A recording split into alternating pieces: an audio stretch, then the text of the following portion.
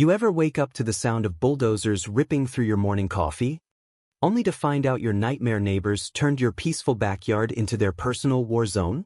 That's exactly what happened to me, Jack Thompson, on a sweltering Tuesday in Elmwood Heights. The HOA, led by none other than the iron-fisted Karen Whitaker, had decided my little slice of suburbia wasn't up to code because my grass was a tad too wild. So their brilliant fix?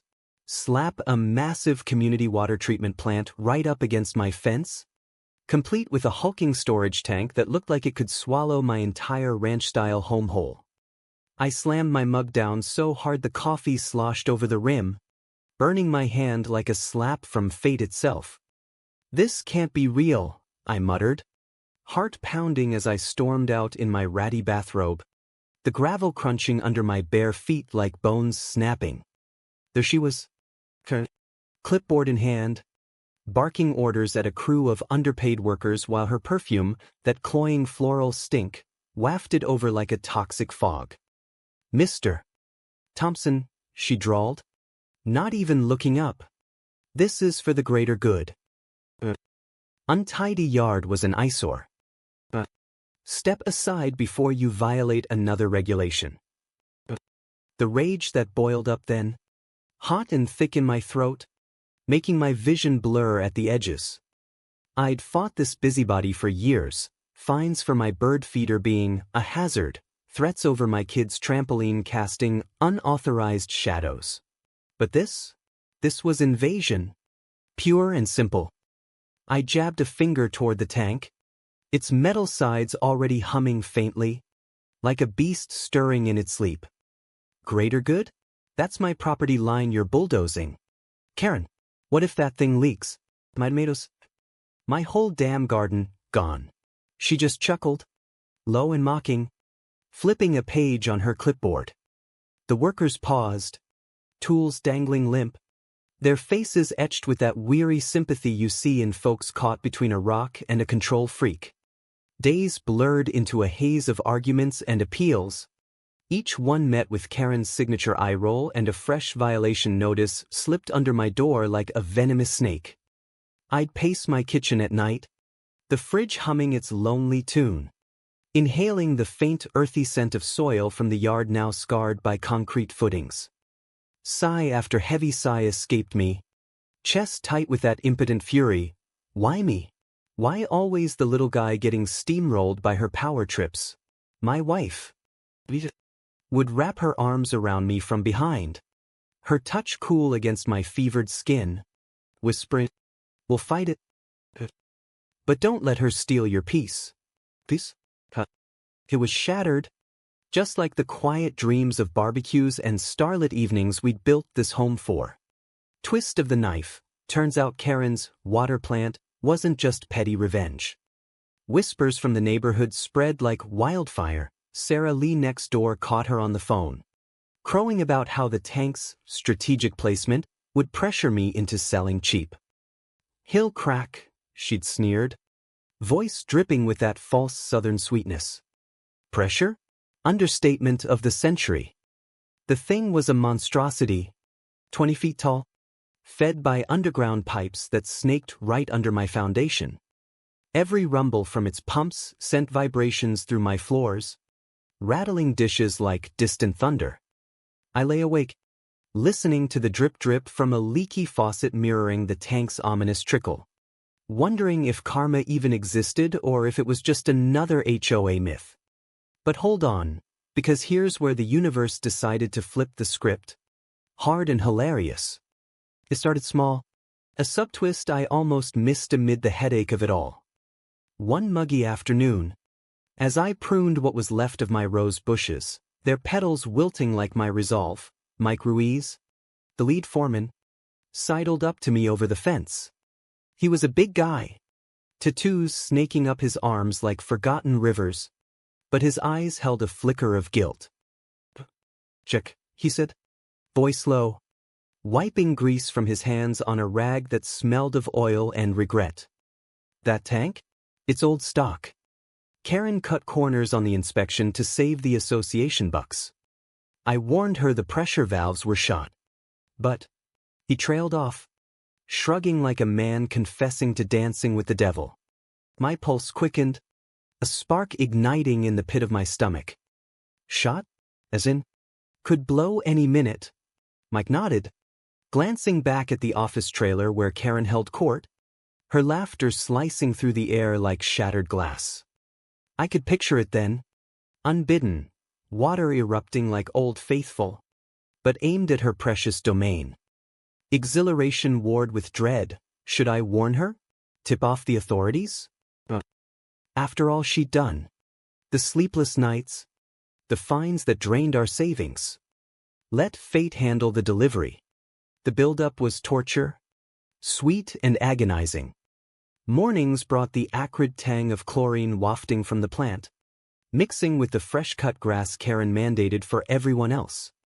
I'd catch her strutting by, heels clicking like Judgment Day, tossing barbs, still fighting the inevitable. Thompson, your house looks so dilapidated next to our progress. I bite my tongue, tasting blood, forcing a smile that felt like grinding teeth. Inside, though, oh man, the anticipation coiled tight, a serpent ready to strike. Lisa noticed, of course, pulling me aside one evening as fireflies danced lazy loops in the yard. You're glowing. What's got you scheming?